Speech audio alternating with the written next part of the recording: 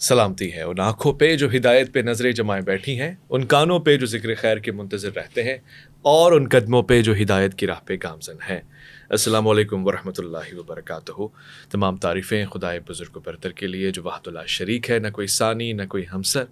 درود لا محدود محبوب رب الودود، راحت العاشقین مراد المشتاقین حضرت محمد مصطفیٰ، آپ کی آل پاک، آپ کے جانثار انصار اور اصحاب پر۔ ضرمن آپ دیکھ رہے ہیں پروگرام مائیں اور مولانا، یہ ناچیز محمد اویس ربانی آپ کی خدمت میں ایک ایسا پروگرام لے کر آنے کی کوشش کر رہا ہوں، جسارت کر رہا ہوں کہ جس میں شاید صدیوں کی محنت اور ہزاروں لکھی جانے والی کتابیں سما سکتی ہیں۔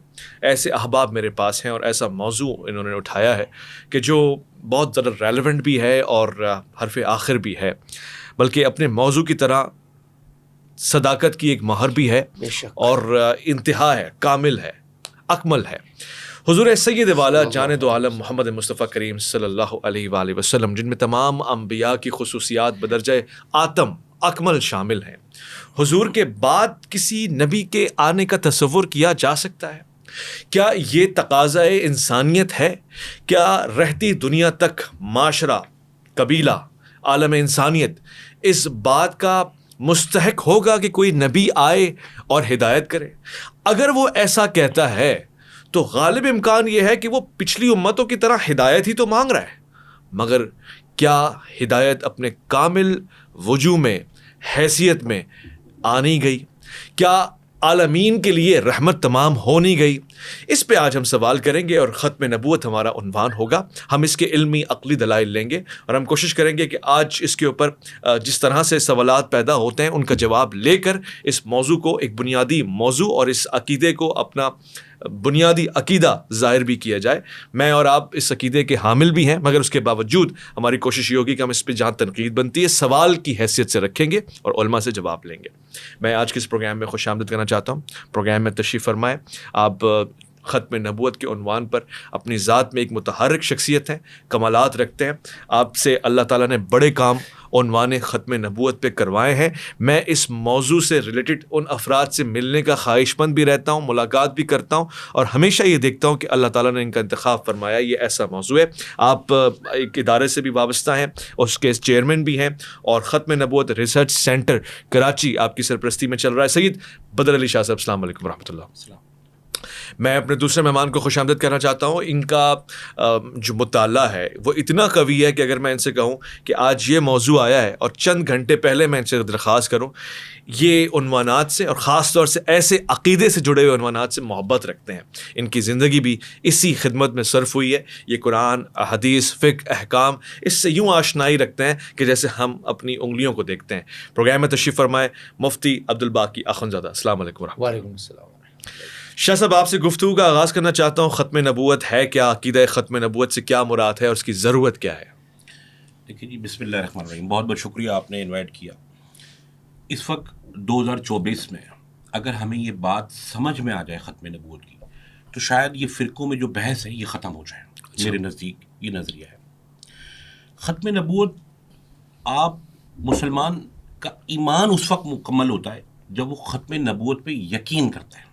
آپ چاہے کلمہ پڑھیں، لیکن حضور کو جب آپ آخری نبی نہیں مانیں گے تو پھر آپ مسلمان نہیں ہوتے۔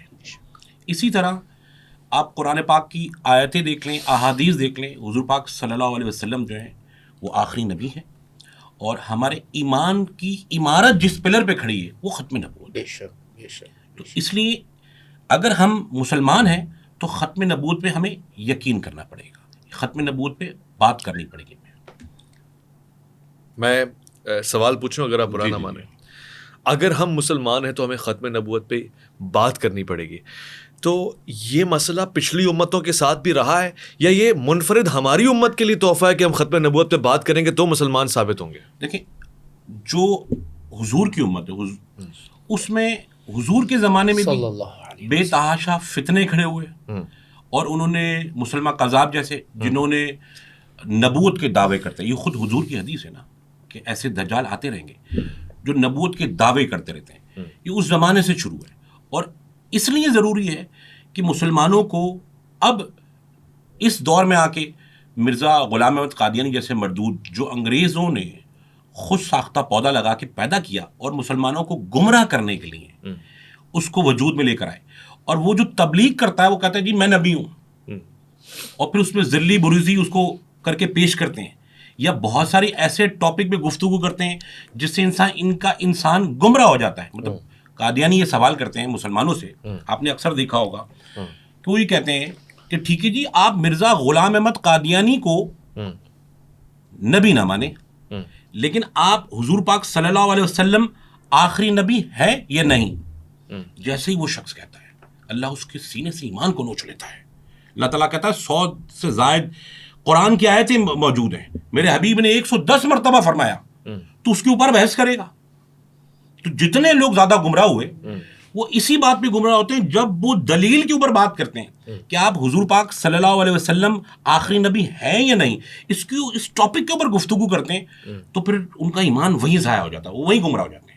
ہم حضور پاک صلی اللہ علیہ وسلم کو بغیر کسی دلیل کے, بغیر کسی ثبوت کے اللہ کا آخری نبی مانتے ہیں. ٹھیک ہے, ٹھیک ہے. مطلب آپ سے تو میں تکلف ہٹا کے بے تکلفانہ گفتگو کر سکتا ہوں, حساس موضوع ہے. جو شاہ صاحب فرما رہے ہیں یہ نہیں کہہ رہا کہ یہ ان کا خاصہ ہے اور اس سے میچ کر رہا ہوں, مگر اپنے زمانے میں یہودی حضرت عیسیٰ علیہ السلام کے لیے اسی طرح کا لب و لہجہ اختیار کرتے تھے کہ بھائی اب وہ کوئی نبی نہیں آنے والا, یا وہ نبی نہیں ہے, یا اس میں کچھ ڈفرینٹ ہے جو ہم نہیں سمجھ پا رہے, ہمیں سمجھانے کی ضرورت ہے. بسم اللہ الرحمن الرحیم. میرا تو جی کر رہا تھا کہ شاہ صاحب بھی بات کرتے رہتے, میں بھی سیکھتا رہتا, اور یہ ایسا موضوع ہے کہ جو ایمان کی حرارت بھی, اور یعنی اس موضوع پہ اگر کسی کی گستاخی کا پتہ چلتا ہے تو میرے ماں باپ, میری اولاد, میرا سب کچھ میرے مصطفیٰ پر قربان. ان کی عزت کے لیے تو ہم سب اپنا سب کچھ قربان کرنے کو تیار ہیں. تو میں چاہتا تھا کہ سنوں. بہرحال یہودیوں کے ہاں کسی نبی کا دعوی ختم نہیں آیا ہے, بلکہ وہاں تو باقاعدہ اپنے بعد آنے والے نبی احمد کی باقاعدہ خوشخبری دی گئی تھی. صحیح. یاتی من بعد اسمہ احمد. تو موسیٰ علیہ الصلوۃ والسلام بھی یہ خوشخبری دے کر گئے تھے, اور یہ عیسیٰ علیہ الصلوۃ والسلام بھی خوشخبری دے کر گئے تھے. اور قرآن کہتا ہے کہ ہم نے ہر نبی سے اس بات کا عہد لیا تھا کہ جب بھی میرے نبی آپ کے زمانے میں آئیں گے لَتُؤْمِنُنَّ بِهِ, ایمان بھی لاؤ گے, وَلَتَنْصُرَنَّهُ, اور آپ ان کی مدد بھی کریں گے. تو اب یہودیوں کا یہ تو دعویٰ ہو سکتا ہے کہ یہ عیسیٰ بن مریم جو ہے یہ جھوٹا ہے, نعوذ باللہ, یہ دعوی نبوت میں جھوٹا ہے, لیکن ہماری نبوت آخری نبوت ہے, اس کا دعویٰ نہیں کر سکتے.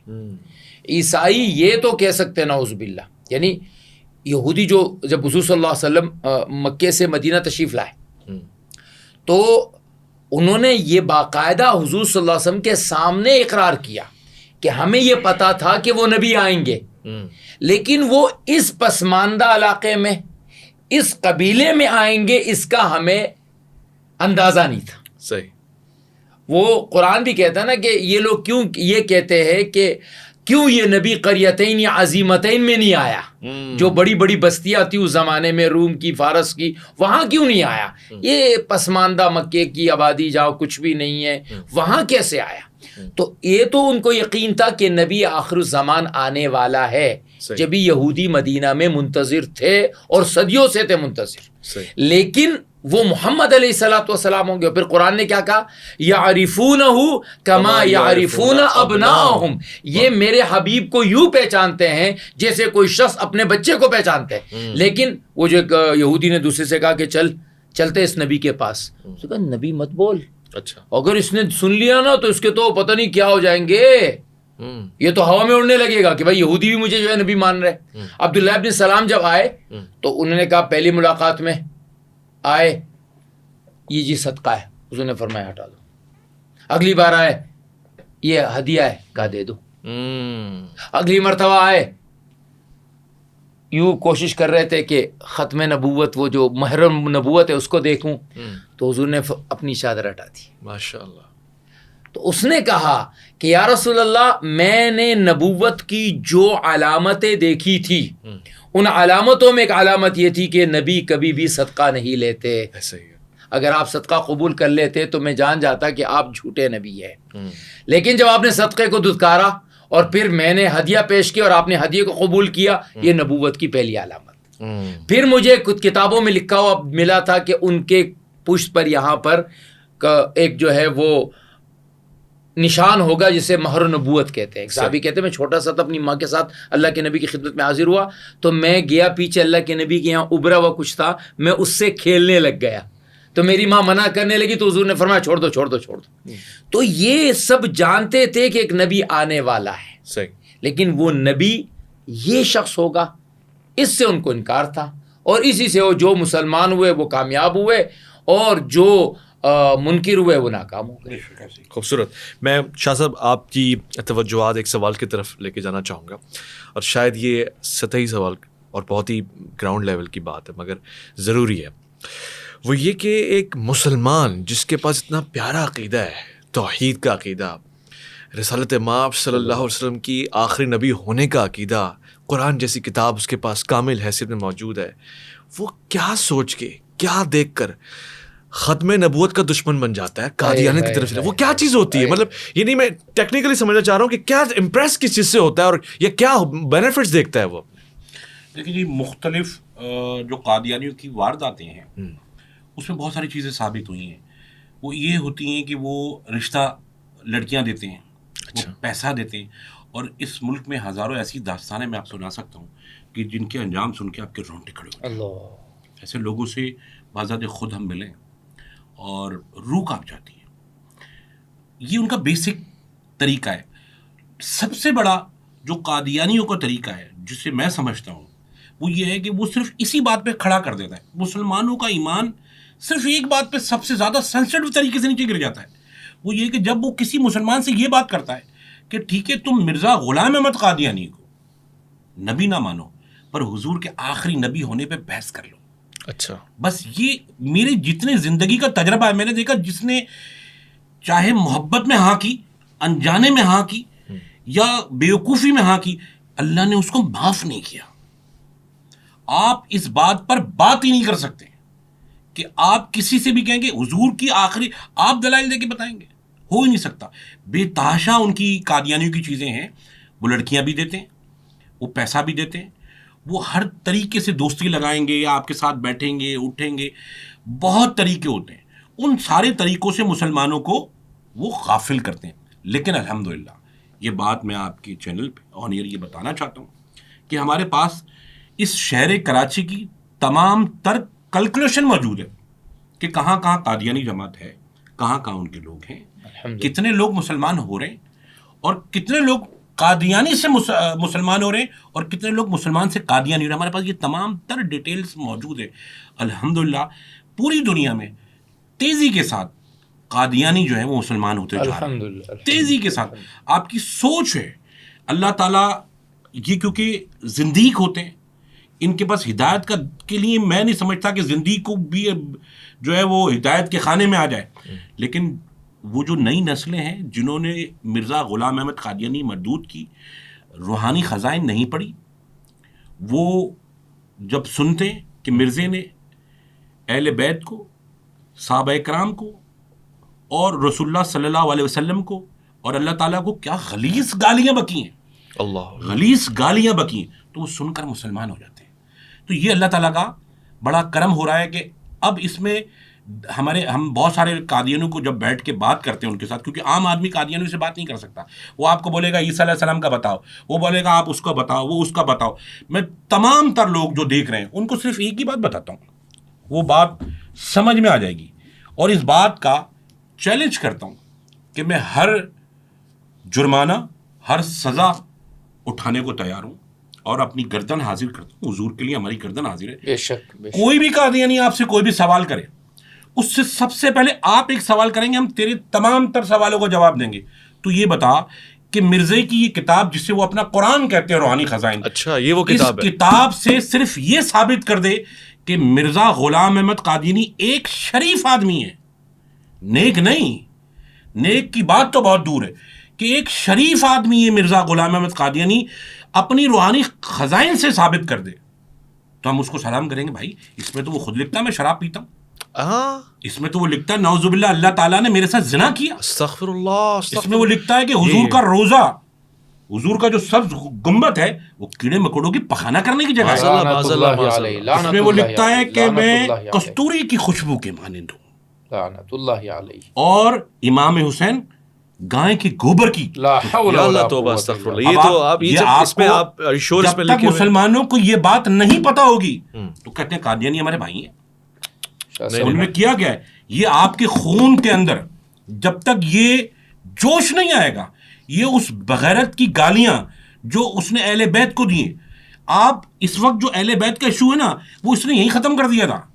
اس نے جب اپنی نبوت کا دعویٰ کیا تو اپنی اہل بیت بھی الگ کر دی، 313 صحابی الگ کر دیے. اس نے کہا قرآن جو ہے وہ مکے اور مدینے میں تھوڑی نازل ہوا ہے، وہ تو قادیان میں نازل ہوا ہے. لکھا اس نے کہا اب اگر تم لا الہ الا اللہ محمد رسول اللہ پڑھو تو محمد رسول اللہ سے مراد حضور پاک صلی اللہ علیہ وسلم نہیں ہے، میں مرزا قادیانی ہوں. استغفر تو اللہ. سپریم کورٹ نے اپنے فیصلے میں لکھا کہ اگر ہم قادیانی کو اس ملک میں تبلیغ کی اجازت دے دیں تو ہر گلی کوچے میں خون بہے گا. اس لیے سپریم کورٹ اور پاکستان کا یہ فیصلہ موجود ہے کہ ہم قادیانیوں کو تبلیغ کی اجازت نہیں دے سکتے. کیا تبلیغ کریں گے آپ؟ آج ہم اس شہر میں بڑے پریشان ہیں، بے روزگاری ہے. کراچی کے چاروں طرف ان کے فتنے خانے، عبادت خانے تو نہیں بول سکتے. بالکل ایسے تو آپ مجھے بتائیں ہم سارے دن نمازیں پڑھیں، اس کے بعد دعا کے لیے ہاتھ اٹھائیں اور رسول اللہ صلی اللہ علیہ وسلم کو چاروں کونوں سے، کراچی کے، لاہور کے چاروں کونوں سے، اسلام آباد کے چاروں کونوں سے لوگ گالیاں بک رہے ہیں. کس کی دعائیں قبول ہوں گی؟ استغفر اللہ. ہم سب کو یہ کام کرنا چاہیے. انشاءاللہ. اللہ تعالیٰ یہی دکھاتا ہے، اور اللہ نے دکھایا کہ دیکھو مجھے ہزاروں مرید نہیں چاہیے، تمہارے ہزاروں مرید، ہزارے مدرسے، ہزاروں تم عالم دین لے کے بیٹھے ہو، لیکن تمہیں حضور کی عزت و ناموس پر غیرت نہیں آتی تو کوئی تمہارا قبول ہی نہیں ہوگی. یہ ساری عبادتیں کالے کپڑے میں لپیٹ کے اللہ پھینک دے گا. پھر وہ کہتا ہے کہ مجھے اگر میں نے اپنے حبیب کی عزت و ناموس پہ کام لینا ہو، یہ بات مفتی صاحب سنیے گا. جی دیکھیں آپ اپنے گھر میں چوکیدار رکھیں گے تو کسی بغیرت کو رکھ سکتے ہیں؟ نہیں، بالکل نہیں. وہ بھائی گھر میں خواتین ہیں، بالکل ایسے ہی. کسی 2 نمبر آدمی کو رکھ سکتے ہیں؟ بالکل نہیں. بڑا دیکھ بھال کے رکھیں گے آپ. ایسے ہی. کسی کو اپنے گھر کا چوکیدار رکھیں گے، اس کی نسل کو دیکھیں گے آپ، ایسے ہی. وہ وفادار ہونا چاہیے، چٹیڑا ہو کچھ بھی ہو، وفاداری ضروری ہے اس کے خون میں. تو اللہ تعالیٰ نے یہ تو دکھایا ہمیں کہ ہزاروں لوگ دور کھڑے رہے، خادم حسین رضوی کی ٹانگیں نہیں تھیں، بولے جی سارے کے سارے بغیر ٹانگوں والے، جو ٹانگوں والے ان کو ایک طرف کر دیا، بغیر ٹانگے والوں سے کام لے لیا. اب آپ غازی نمدین کو دیکھ لیں، غازی عبد القیوم کو دیکھ لیں. وہ مالک کہتا ہے کہ میں غیرت مند آدمی سے کام لے لیتا ہوں جو حضور کی عزت پہ، اس نے اللہ نے دکھایا ہے. صحیح. صاحب یہ ذرا مجھے ضرور بتائیے گا، علمی اور عقلی بات ہے، قرآن و حدیث سے ختم نبوت کے حوالے سے کیا رہنمائی ملتی ہے؟ میں شاہ صاحب کی ایک چھوٹی سی بات کو ذرا سمجھنے کے لیے شاہ صاحب سے بھی درخواست کروں گا، سمجھنے کی کوشش کروں گا. انہوں نے ایک بات فرمائی کہ اگر ہم اس پر بحث بھی کریں گے تو ہم گمراہ ہوں گے. دیکھیے بحث کرنے کی 2 صورتیں ہیں. ایک یہ ہے کہ اچھا بھائی مجھے شک ہے میرے نبی کی ختم نبوت پر، تو تم میرے شک کو دور کر دو. اگر تو یہ کھٹکا پیدا ہوتا ہے تو پھر تو یہ بحث، یہ مباحثہ، یہ میرے ایمان کو لے کر چلا جائے گا. جیسے وہ ایک بزرگ کے بارے میں آتا ہے نا کہ جب وہ انتقال کا وقت آیا تو شیطان آیا.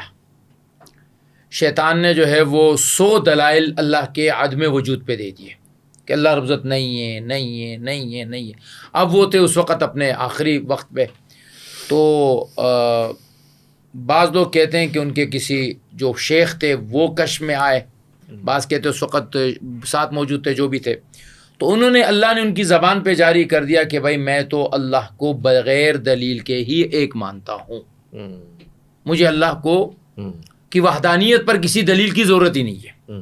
تو اگر ایک آدمی شک میں پڑھ کر اللہ کے نبی کی ختم نبوت میں پڑھ کے، جیسے آپ نے کہا نا واردات کیا ہوتی ہے، تو واردات کا طریقہ وہی ہے، لڑکی ہے، بیرون ملک کے ویزے.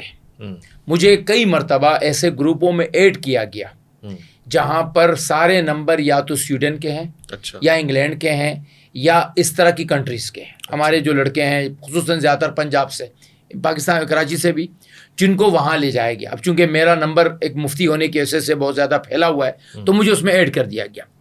اب وہ لڑکوں کا کوئی کام نہیں ہے کیونکہ ان کو فنڈنگ ہو رہی ہے، وہ اس میں گیر گار کر نئے لڑکوں کو لاتے ہیں، اچھا اور جیسے شاہ صاحب کہہ رہے ہیں کہ سب سے پہلے ان کے دل میں شک پیدا کیا جاتا ہے، نہ ختم نبوت کے شک کے ساتھ اگر آپ بات کر رہے ہیں تو آپ کافر ہیں، کہ آپ کے اندر شک پیدا ہوا نا. ایک ہے کہ آپ بالکل 100% یقین ہے کہ لا نبی بعدی، بے شک ہے صحیح ہے، بے شک ہے صحیح ہے. انا خاتم النبیین لا نبی بعدی، مجھے یقین ہے. اللہ کے نبی نے اللہ نے قرآن مجید میں کیا فرمایا؟ ما کان محمد ابا احد من رجالکم ولکن رسول اللہ وخاتم النبیین وکان اللہ بکل شیء علیما. اللہ کا اعلان ہے، اس اعلان کے بعد مجھے ذرہ برابر بھی اس میں شک نہیں ہے. آپ نے کیا فرمایا؟ کانت بنو اسرائیل تسوسهم الانبیاء کلما ہلک نبی خلفہ نبی وانہ لا نبی بعدی، میرے بعد کوئی نبی نہیں ہے.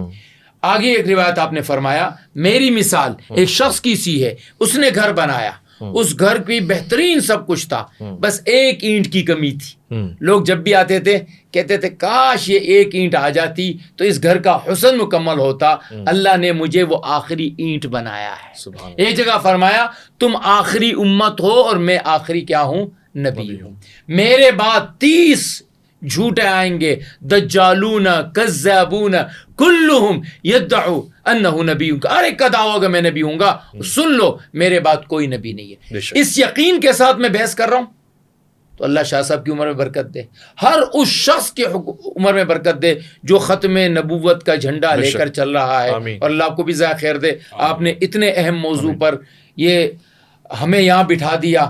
یہ جو ہماری زبان چل رہی ہے، کاش یہ کل کو ہمیں حوض کوثر کا جام بھی انہی جملوں کی برکت سے مل جائے. بالکل، ہمیں شفاعت انہی جملوں کی برکت سے مل جائے. میں نے محسوس کیا جب شاہ صاحب گفتگو فرما رہے تھے پروگرام سے پیچھے بھی، تو آپ کے اندر جو درد، جو حساسیت، جو الفت، انسیت اس موضوع کو لے کر ہے وہ بہت قابل غور ہے، قابل توجہ ہے، قابل ستائش ہے، قابل تحسین ہے.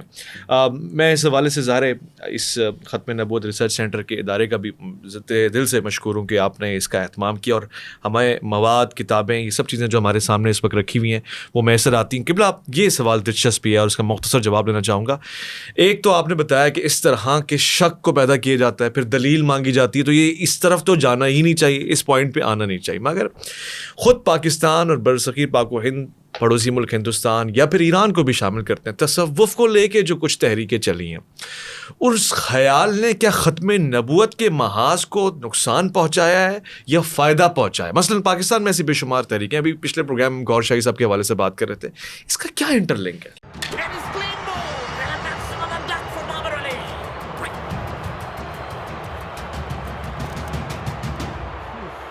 آؤٹ ہو گیا. آپ کی بیٹنگ چلے نہ چلے، اسکواڈ نو گیس لمبا چلے گا. صرف long lasting fragrance. Join the squad. دیکھیں جی، حضور پاک صلی اللہ علیہ وسلم کا جو درجہ، اللہ تعالیٰ کی طرف سے جو انعامات، جو مقامات حضور پاک صلی اللہ علیہ وسلم کے پاس ہیں، اس کے قریب بھی کوئی صحابی نہیں ہے. صحیح، ایسا ہی نا، حضور کا درجہ ہی الگ ہے. بے شک. تو آپ کو اس نظریے سے دیکھنا پڑے گا کہ اگر کوئی نبوت کا دعویٰ کرتا ہے تو پھر وہ واجب القتل ہے. یا میں تو ابھی مفتی صاحب سے گفتگو کر رہا تھا کہ سب سے زیادہ آپ کو اس طرح یہ بات کو سمجھاؤں بہت آسان طریقے سے، اور یہ ہونی چاہیے، لوگوں کو سمجھ آنی چاہیے کہ سب سے زیادہ تعریف اللہ کی کرنی ہے، بے شک. اس کے بعد رسول اللہ صلی اللہ علیہ وسلم کی، سارے دن نام لے اللہ کا، اس کے بعد حضور پاک صلی اللہ علیہ وسلم کے اوپر درود و سلام پڑھیں، پھر تحاشا پڑھیں، اہل بیت پہ، پھر صحابہ اکرام پہ، پھر اولیاء اللہ پہ. آپ یہ ترتیب تو رکھیں، آپ ترتیب سے ہٹ جاتے تو ایمان ہی نکل جاتا آپ کا. آپ ختم نبوت کی بات تو دوسری ہے. اس وقت کا جو ماحول ہے ہمارے ملک میں یا اس پورے ایشیا میں، وہاں پہ آپ اللہ کی تو تذکرہ ہی نہیں کرتے، حضور پاک صلی اللہ علیہ وسلم کی تو بات ہی نہیں کرتے. آپ اپنے پیر کے اوپر لے کے کھڑے ہوئے تھے. ہم بھی پیری مریدی والے آدمی ہیں، پر اپنے پیر تو وہ ہوتا ہے جو اللہ سے ملا دے. یہ کیلکولیشن تو کسی کے پاس بھی نہیں ہے. کوئی نبوت کا دعویٰ کر دیتا ہے نا تو وہ پھر کفر ہے، وہ پھر زندیق ہے. صحیح، اس پہ تو پھر بات ہی ختم ہو جاتی ہے. صحیح. بہرحال یہ میں آپ کی بات تھوڑی سی طویل کروں گا. یہ جو مفتی صاحب نے ابھی گفتگو کی، اس میں کوئی دوسری رائے نہیں ہے. بڑا دل خوش ہوگا جو ختم نبوت پہ کام کرتے ہیں، وہ بروز قیامت جب حضور کے پاس جائیں گے نا انشاءاللہ تو حضور دور سے کہہ یہ میرا ختم نبوت کا مشاہدہ ہے. اور وہ لوگ بھی سوچ لیں جو ختم نبوت پہ کام نہیں کرتے نا، بہانے کرتے ہیں. حضور نے ان کو دیکھ کے چہرہ مبارک پھیر لیا. کیا کریں گے؟ تاریخ ابن کثیر میں ہے نا کہ جب جنگ یمامہ پہ جا رہے تھے تو راستے میں 1000 مسلمانوں کا گاؤں تھا. رکے اور انہوں نے کہا بھائی چلو. خالد بن ولید نے کہا بھائی ہمارے ساتھ چلو جنگ کرنے. اس نے جھوٹے نبوت کا دعویٰ کیا. مسلمان قذاب نے بولے نہیں ہم تو ابھی مسجدیں بنا رہے ہیں، امامہ پہن رہے ہیں، مدرسے بنا رہے ہیں، ہم نہیں جا سکتے، ہم تو نئے مسلمان ہیں، دین کا کام تو کر رہے ہیں. یہ گئے. انہوں نے وہاں 1200 صحابہ شہید ہو گئے، زخموں سے چور جسم، تیر لگے ہوئے، جسم کٹے ہوئے. تھکنے کے بعد، جنگ جیتنے کے بعد آدمی سو جاتا ہے، اس کے بعد اس میں دم نہیں ہوتا. وہ واپس آئے، ان 1000 مسلمانوں کو باہر نکال کے ان کی گردنیں کاٹ دی. اچھا، ان کی گردنیں. بولے نہیں چاہیے ایسا مسلمان، نہیں چاہیے. تو بڑے بڑے آپ یہ دیکھیں نا کہ جس شخص کے خون میں اگر غیرت ایمانی نہ ہو تو وہ کیسا مسلمان. بھائی شفاعت تو حضور نے کروانی ہے، کسی کا پیر نہیں کروائے گا. صحیح، حضور نے کروانی ہے. اب اس شفاعت کے لیے آپ ایک چھوٹے صاحب کو واقعہ سمجھاتے ہو تو مفتی صاحب. جی جناب. یوسف علیہ السلام کے پاس جب قحط پڑا مصر میں تو ایک شخص آیا، کیونکہ یوسف علیہ السلام نے اعلان کروا دیا تھا جس کو گندم چاہیے، غلہ چاہیے، میرے پاس سے آ کے لے لے. صحیح. ایک شخص آیا کہنے لگا اے اللہ کے رسول مجھے غلہ دے دیں. تو انہوں نے جو اس حساب کے مطابق ایک بوری دے دی جو سب کو دے رہے تھے، اس کو بھی دے دی. کہا مجھے اور دیں. کہا بھائی میں نے تجھے حساب کے مطابق دے دی، اور کیوں دوں؟ کہا نہیں، اگر اے یوسف میں تجھے بتا دوں کہ میں کون ہوں تو پورا سارا غلہ مجھے دے دے گا. کیا بات، کیا بات. بھائی کون ہے تو؟ کیا بات، کیا بات. کہا جب زلیخا نے یوسف علیہ السلام پہ تہمت لگائی تھی نا، تو جس بچے نے گواہی دی تھی وہ میں ہوں. تو یوسف علیہ السلام نے کہا تو یہ سارا غلہ لے لے. اب وہ تو یوسف علیہ السلام تھے، یہ رحمت للعالمین ہے. جب قیامت کے دن شفاعت کے لیے وہاں پر قحط پڑا ہوا ہوگا اور جو حضور کی عزت و ناموس پہ گواہی دے رہے ہوں گے، کیا کہنے. تو بتائیں رحمت للعالمین ایسے لوگ ہزاروں کی تعداد میں جا رہے ہوں گے، وہ رحمت للعالمین گواہی دینی ہے. وہ بچے کی گواہی پہ یوسف علیہ السلام نے پورے کے پورے خزانے کھول دیے. تو حضور پاک صلی اللہ علیہ وسلم ختم نبوت کی گواہی کے اوپر تو ساری امت ہی چلی جائے گی بھائی انشاءاللہ تعالی. لیکن آپ کو سمجھنا پڑے گا کہ یہ ہو کیا رہا ہے مسلمانوں میں، کہاں تفرقہ ہے. یہ آپ کو یہ سمجھنا، یہ ختم نبوت کو جو معاملہ نہیں، مسلمانوں کے ایمان کا معاملہ ہے. یہ آپ کو ایسے سمجھنا پڑے گا کہ 3 لوگ، آپ اگر آل انڈیا لائبریری لندن کی کتابیں بھی موجود ہیں، انگریزوں نے یہاں پہ خط لکھے کہ جی کیونکہ ہم جو ہندوستان میں جنگ لڑ رہے ہیں یہ ان کے نبی کا فتویٰ ہے جہاد کا. اب ڈپٹی کمشنر کے فتوے کو ڈپٹی کمشنر ریجیکٹ کرے گا، دوسرا تو نہیں کر سکتا. تو انہوں نے 3 لوگوں کے انٹرویو لیے اور ان کو بلا کے بولا کہ تمہیں اللہ کا نبی بننا ہے. تو 2 لوگوں نے بولا ہم ہندوستان کے دھرتی ماں کے تو غدار ہو سکتے ہیں پر سرکار دو عالم کے غدار نہیں ہو سکتے. مرزا غلام احمد قادیانی نے اس کو ایکسیپٹ کر لیا. جب مرزا غلام احمد قادیانی نے اس کو ایکسیپٹ کیا تو اس نے سب سے پہلا فتویٰ جہاد کا دیا کہ جہاد حرام ہے. اسی طرح مسلمانوں کے لیے ان میں تفرقہ پھیلانے کے لیے ختم نبوت کی اہم ایشو کو پیچھے ہٹایا گیا. بھائی اسپین ہے نا، یہ منگولوں نے آگے کھڑے جب حملہ کرنے آئے تو مسلمان ایک دوسرے سے اپنے فتنے کے بعد بحث کر رہے تھے وہاں بیٹھ کے، ایک دوسرے سے بات کر رہے تھے اس کا عقیدہ صحیح نہیں ہے، اس کا عقیدہ صحیح نہیں ہے. کیا ہوا؟ منگولوں نے مسلمانوں کی کھوپڑیوں کے محل بنا دیے. یہی ہونے جا رہا ہے، یہی ہونے جا رہا ہے. سب ایک دوسرے کے پیچھے کھڑے ہوئے، اس کا یہ دیوبندی ہے، یہ سنی ہے، یہ فلاں ہے. حضور کی عزت و ناموس کے اوپر یہ قادیانی جگہ جگہ پر بیٹھ کے نعوذ باللہ وہ باتیں کرتے ہیں، روح کانپ جاتی ہے. آپ روحانی خزائن پڑھیں گے تو رات بھر آپ کو نیند نہیں آئے گی. ایسا ہی ہے. ٹھیک ہے، بہتر ہے. میں مجھ آپ کی طرف آتا ہوں اور یہ جاننے کی کوشش کر رہا ہوں، اس کا تعلق مطالعہ پاکستان سے ہے. قیام پاکستان کے بعد ایسے احباب بہت ہی مضبوط مقامات پر پائے گئے جن کا تعلق، یہ جن کا عقیدہ وہ نہیں تھا جو میرا آپ کا ان کا ہے. یہ کیسے ہوا اور اب اس کو آپ کیسا دیکھتے ہیں؟ شاہ صاحب نے جو بات فرمائی میں اس کو تھوڑا سا آگے بڑھاتے ہوئے اور اس میں پھر آپ کی یہ بات کو ساتھ میں مرج کروں گا. ہر ایک مسلمان کو، جو بھی مسلمان ہے، قطع نظر اس سے کہ وہ سنی ہے، شیعہ ہے، وہ دیوبندی ہے، بریلوی ہے، لیدی سے کوئی بھی ہے، ہر مسلمان اور اس کا کوئی بھی دینی، جیسے میں اور شاہ صاحب ہم نے تو اپنے آپ کو ایک طرح سے وقف کیا ہوا ہے، آپ نے بھی اپنے چینل کا نام جو ہے وہ ایسا رکھا ہوا ہے. ایک عام مسلمان ہے، اس کو زندگی میں کرنے کے 3 کام ہیں. اس کو کرنے کے 3 کام ہیں. سب سے پہلا کام یہ ہے، جیسے شاہ صاحب نے فرمایا اور میں نے بات عرض کی، کہ ہمیں اپنے عقیدے کو اس قدر ٹھوس بنانا ہے کہ اس میں کسی بھی ڈرل سے، کسی بھی مشین سے سوراخ نہ ہو سکے. اشہد ان لا الہ الا اللہ و اشہد ان محمدًا عبدہ و رسولہ. شک نہیں، یہ ختم بات ہوگی. نمبر 2، آپ نے اپنے ارد گرد ایسے ایکٹیویٹیز پر نظر رکھنی ہے کہ کوئی ایسا شخص جو دیمک کی طرح آہستہ آہستہ میرے معاشرے کو نبوت کے راستے سے، دیکھیں نعوذ باللہ، یہ میں اجازت نہیں دے رہا، ہمارے معاشرے میں زناکار کو شاید برداشت کر لیا جائے کیونکہ وہ گناہ ہے، شاید اس سے توبہ کر لے اور اس کی معافی ہو جائے. ہم شرابی کو برداشت کر لے، ہم جوے والے کو برداشت کر سکے، لیکن ہم اپنے نبی کے ساتھ مقابلہ کرنے والے کو ہرگز برداشت نہیں کر سکتے. دوسرا کام یہ. تیسرا کام یہ ہے کہ جو مواد ہے، اب میرے سامنے شاہ صاحب کی کتاب یہ رکھی ہوئی ہے، اسی طرح سے ہمارے بڑے بڑے اکابرین دیوبند کے، ہمارے انور شاہ کشمیری، بریلوی حضرات کے بہت سارے، یہ کتابیں جو ہیں نا جس میں قادیانیوں کا آپ کے سامنے تعارف ہوا ہے، چاہے وہ انور شاہ کشمیری رحم اللہ کی ہے، چاہے یوسف بن نیاز رحم اللہ کی ہے، چاہے مولانا یوسف لدھیانی صاحب رحم اللہ کی اردو میں ہے، مختلف ہمارے بڑے، چاہے بریلوی مسلک سے طارق قادری صاحب کی ہیں، ہمارے رضوی صاحب کی، کسی کی بھی کتاب ہے، ایسی 4-5 کتابیں آپ مطالعے میں لے آئیں. صحیح ہے. آپ کو پتہ تو چلے کہ اس عقیدے میں مسئلہ کیا ہے اور اس عقیدے کا مسئلہ کیا ہے اور ہمارا قانون اس کے بارے میں کیا کہتا ہے. صحیح ہے. یعنی آپ اگر قادیانیوں کے لیے ذرا سی بھی نرمی کا معاملہ رکھتے ہیں تو اس کا مطلب یہ نہیں ہے کہ آپ آئین اسلام کے بھی خلاف جا رہے ہیں، آپ آئین پاکستان کے بھی خلاف جا رہے ہیں. بہت اچھے. میں ایک آپ کی بات سے اتفاق کرتے ہوئے جملہ کہنا چاہتا ہوں. یہ تمام کام جو تحریک کی شکل میں ہوا ہے یا تحریر کی شکل میں ہوا ہے، یہ عظیم کام ہے.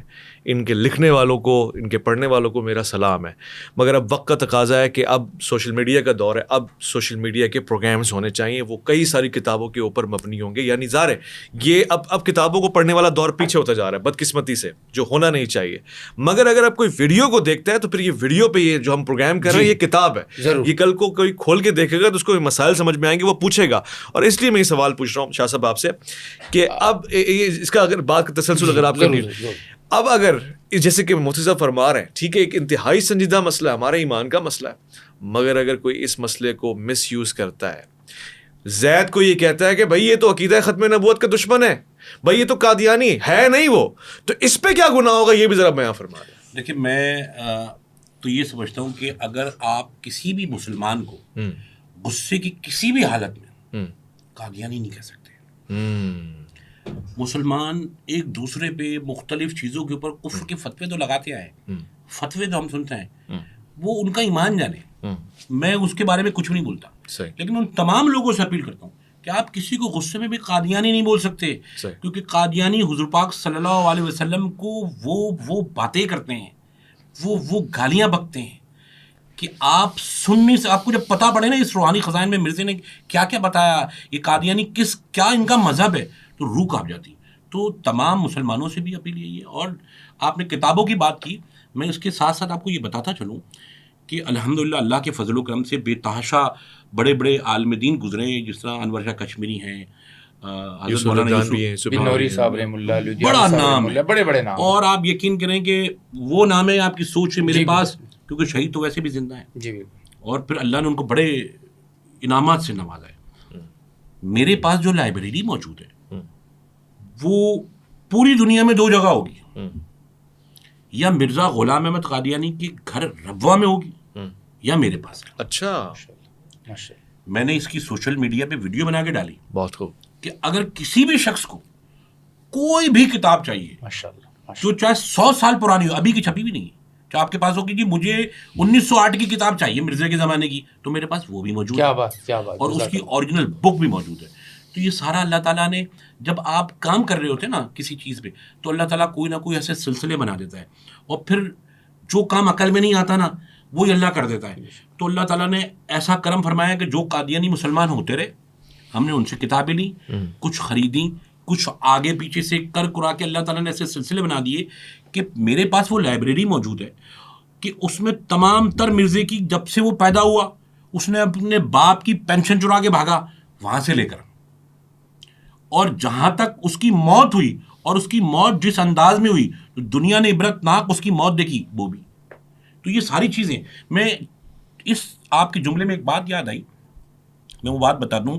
میں وہ باتیں کرنا چاہتا ہوں جو میری باتیں مسلمان نہ سنیں. نارملی سی چیز سنیے گا. مسلمان کو ہم چند وہ باتیں بتاتے ہیں کہ دیکھو ان فتنوں سے دور رہنا، پر میں جہاں کہیں بات کرتا ہوں تو میری بات قادیانی سنیں. اچھا، آپ چاہتے ہیں اگر وہ قادیانی میری بات دیکھیں، ہم اللہ کے فضل و کرم سے، میں نے آپ کو بتایا عرفان محمود برق صاحب کے سربراہی میں ہم نے 4000 سے زیادہ قادیانی مسلمان کیے. اس شہر میں بے تحاشا قادیانی مسلمان کیے. کون کون قادیانی کام کرتی یہ ساری چیزیں بتا. میں آپ کو ایک چھوٹے سے پوائنٹ بتا رہا ہوں. اگر کوئی قادیانی میری بات کو سن رہا ہے تو وہ یہ بات بڑے غور سے سن لے، آپ کو بڑا مزہ آئے گا. آپ یہ بھائی رو رہے تھے نا، تو میں ان کو ایک ایسا جواب دینے جا رہا ہوں، یہ اس کے بعد شیشے میں کھڑے ہو کے بولیں گے اللہ تیرا شکر ہے. اچھا، شیشے میں کھڑا ہونا ضروری ہے. اب سنیے گا، ہر قادیانی کے تیسرے گھر میں طلاق شدہ عورت موجود ہے. اچھا، اتنی کثرت ہے قادیانیوں میں طلاق کی کہ حد سے زیادہ. اچھا، اتنی کثرت ہے. یہ بات قادیانی کو سنانا چاہتا ہوں. کسی بھی قادیانی سے ملو، بھائی تمہارے گھروں میں طلاق ہوتی ہے؟ بولے ہاں میری 2 مامیاں، 2 بہنیں، 2 نانیاں، 2 فلاں، یہ سب طلاق شدہ ہیں. یہ سب میں ہی کیوں کہ سورہ قلم میں اللہ تعالیٰ نے فرمایا اے حبیب ربانی صاحب. میں سن رہا ہوں لیکن طلاق تو سب جگہ بڑھ رہی ہے آج کل. نہیں وہ ریشو نہیں ہے جو قادیانیوں میں. اچھا، اب میری بات کو پورا کمپلیٹ ہونے دیں. آپ نے آدھی بات پہ کی. سورہ القلم میں اللہ تعالیٰ نے فرمایا اے حبیب جو تیرے گستاخ ہیں وہ نسل بد ہیں. کیا ہے وہ؟ نسل بد. اب میں ان کے لیے بات بتا کے اسی بات کو آگے لے کر چلتا ہوں. جب میں نے قرآن کی آیت سنی تو میں نے کہا اللہ تعالیٰ تو کہتا ہے نیک عمل کرو گے تو جنت دوں گا، بد کرو گے تو جہنم دوں گا. اس نے ہر چیز کا نیوٹرل فیس بنایا، آسمان بنایا تو زمین بنائی، ہر چیز کا نیمل بدل بنایا نا. تو پھر اللہ تعالیٰ نے قرآن میں یہ بات بتائی کہ حبیب جو تیرے گستاخ ہیں وہ نسل بد ہیں، اور جو حضور کی عزت پہ کام کرتے ہیں ان کی مائیں پاک ہیں. جب میں نے یہ جملہ سنا قرآن کی آیت کو، میں تو شیشے میں کھڑا ہوں. میں نے کہا مالک تیرا شکر ہے میری ماں پاک دامن تھی. مجھے گارنٹی دے دی آج تو نے قرآن کی آیت پہ کہ میری ماں پاک دامن تھی. تو اسی بنا پر، کیونکہ کوئی حلالی آدمی حضور کی عزت پہ بات نہیں کر سکتا. بات آ رہی ہے آپ کو سمجھ میں؟ حضور کی عزت و ناموس کے خلاف جو بھی بات کرے گا اس کا حرامی ہونا ضروری ہے. اس لیے قادیانیوں میں کثرت ہے زناکاری کی. طلاق کو آپ چھوڑ دیں، زناکاری پہ آ جائیں. آپ اگر سوشل میڈیا میں اسی یوٹیوب پہ اٹھا کے دیکھیں جو ان کے 5واں خلیفہ اس کے بارے میں دیکھ لیں. اچھا، آپ مرزا طاہر نہیں، مرزا بشیر بھی اور مسرور بھی. ہاں، مرزا بشیر جو ہے اللہ ہمیں معاف کرے، آپ یوٹیوب پہ دیکھیں اس کے سارے خاندان کے لوگ آ کے بتا رہے ہیں، بولے بھائی اپنی بیٹی کے ساتھ زنا کرتا تھا. استغفر اللہ. یہ سارا یوٹیوب پہ وہ سب بتا رہے اس پہ، اور ان میں تو کثرت کے ساتھ ہے. یہ مسرور ہو، طاہر ہو، سب ہو، اور وہ ایسی ایسی عبارتیں ہیں ان کی، ایسی ایسی چیزیں روح کانپ جاتی کہ یہ پاک کتاب اس کی کمر کے نیچے رکھ کے کرتا تھا. اللہ اکبر. میں خالہ زاد بھائیوں کو اور بتا رہا ہوں یہ ساری چیزیں یوٹیوب پہ آپ ابھی ڈالیں، ابھی مل جائے گی آپ کو. تو ان میں کثرت ہے زناکاری کی. تو طے یہ ہوا کہ کوئی شخص حضور کی عزت و ناموس کے خلاف بات کرے گا یا رائے فرار اختیار کرے گا وہ کسی زانی عورت سے ہوگا. اور جو شخص حضور کی عزت و ناموس پہ کام کرے گا یا ایک آنسو بھی نکالے گا تو خدا کی قسم وہ شیشے کے سامنے کھڑے ہو کے کہ اللہ تو نے قرآن میں بتایا کہ میری ماں تو پاک دامن تھی، میں حضور کی عزت و ناموس پہ کام کر رہا ہوں. الحمدللہ. خوبصورت. گفتگو کو آگے بڑھاتے ہیں، ختامی لمحات میں ہم قدم رکھ رہے ہیں، اور مفتی صاحب آپ کی طرف آتا ہوں. آپ نے سوال کیا تھا، میں اس کو مکمل کروں. آپ نے کہا کہ یہ جو لوگ تھے بڑے بڑے لوگ تھے اور بڑے بڑے، میں اس پہ ایک واقعہ آپ کو سناتا ہوں. جی. میں 2001 میں مڈغاسکر گیا. مڈغاسکر افریقہ ہے، افریقہ کا بالکل جنوب کی طرف، یہ دنیا کا آخری ملک ہے. اس کے بعد بڑا ملک نہیں ہے، پھر اس کے بعد چھوٹے چھوٹے جزیرے ہیں. یہ ساؤتھ افریقہ سے، اور یہ مطلب جزیرہ ہے.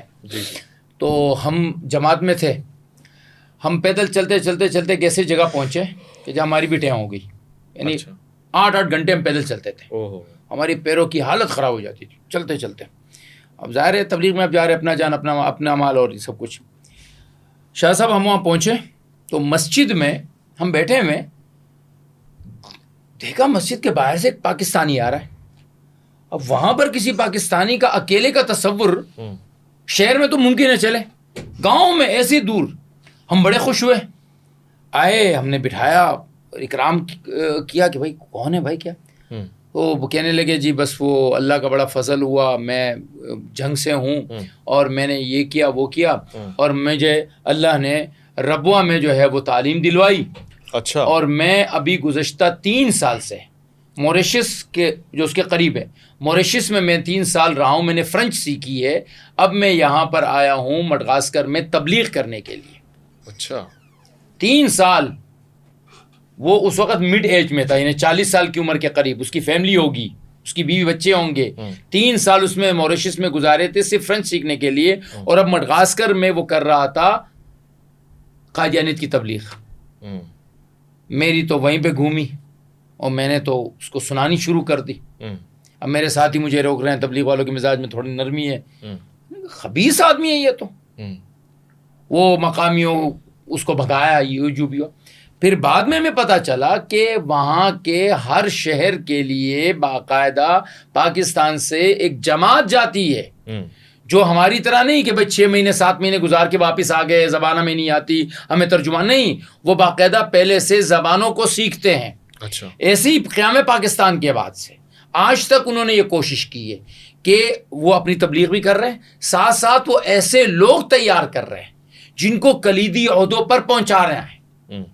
اب آپ کہتے ہیں نا کرکٹر ہمارے ساتھی ہیں، تو کرکٹرز میں سے کون کون قادیانی ہے یہ ہمیں وہ بتاتے ہیں۔ ہو جی، پاکستان کو ریپرزینٹ کرنے والے کھلاڑیوں میں قادیانی موجود ہیں۔ ہو، یہ بڑا انکشاف ہے اور عجیب بات ہے۔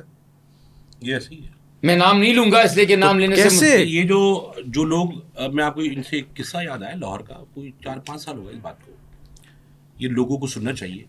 ایک شخص تھا، اس کو کسی قادیانی نے سمجھایا کہ دیکھو تو صرف یہ لیٹر ہے قادیانیوں کا جس میں یہ لکھا ہے کہ مرزا غلام احمد قادیانی مردود، اللہ کا نبی، تو نے سائن مار دینی، تجھے میں لندن کا ویزا لگا کے دیتا ہوں، پیسہ ویسا، نوکری، اور لڑکی بھی ہماری، تو سائن کر دے۔ بولا کوئی مسئلہ نہیں ہے، میں اپنی امی ابا کو بتا کر آ جاؤں۔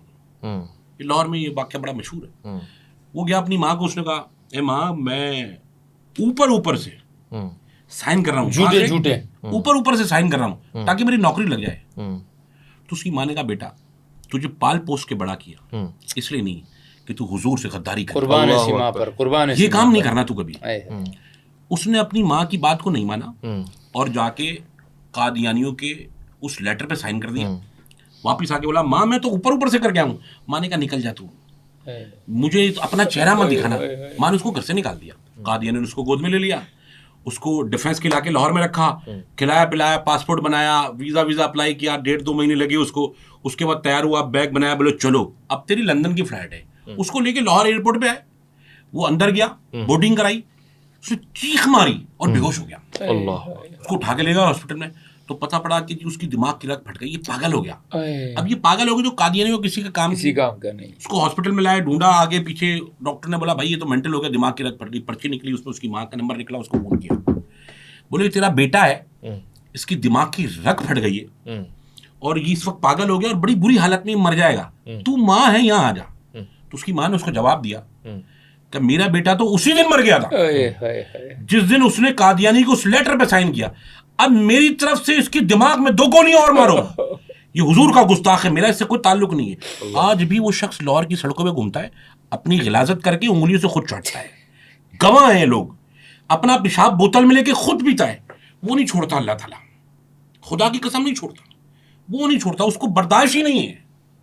آپ کی قرآن کی آیت بتائیے، اللہ تعالیٰ کہتا ہے دیکھو میں نے نمرود کو مارا، میں نے فرعون کو مار سکتا ہوں، میں مالک ہوں، میں سب کچھ کر سکتا ہوں، لیکن جب اس کے حضور کی عزت کی بات آتی ہے وہ اتنے تیش میں آ جاتا ہے۔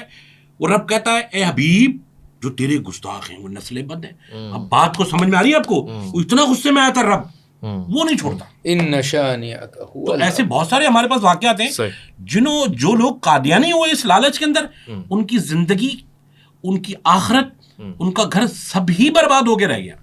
اللہ نہیں چھوڑتا ایسے زندگی کو۔ اللہ، میں اس میں آخری بات آپ کو ویسے کہہ دوں کہ ہم گنہگار ہیں اور امت بھی ہم ہیں۔ 1450 سال گزر گئے، 1445 چل رہا ہے، آپ علیہ السلام کو دنیا سے گئے ہوئے 1435 سال ہو گئے۔ اعمال تو ہمارے ایسے ہیں کہ نہ اللہ کے سامنے نماز پیش کر سکتے ہیں، نہ اپنے روزے پیش کر سکتے ہیں، نہ اپنے اعمال پیش کر سکتے ہیں۔ مجھے یقین ہے کہ یہ ساری امت انشاءاللہ جنت میں جائے گی۔ آمین۔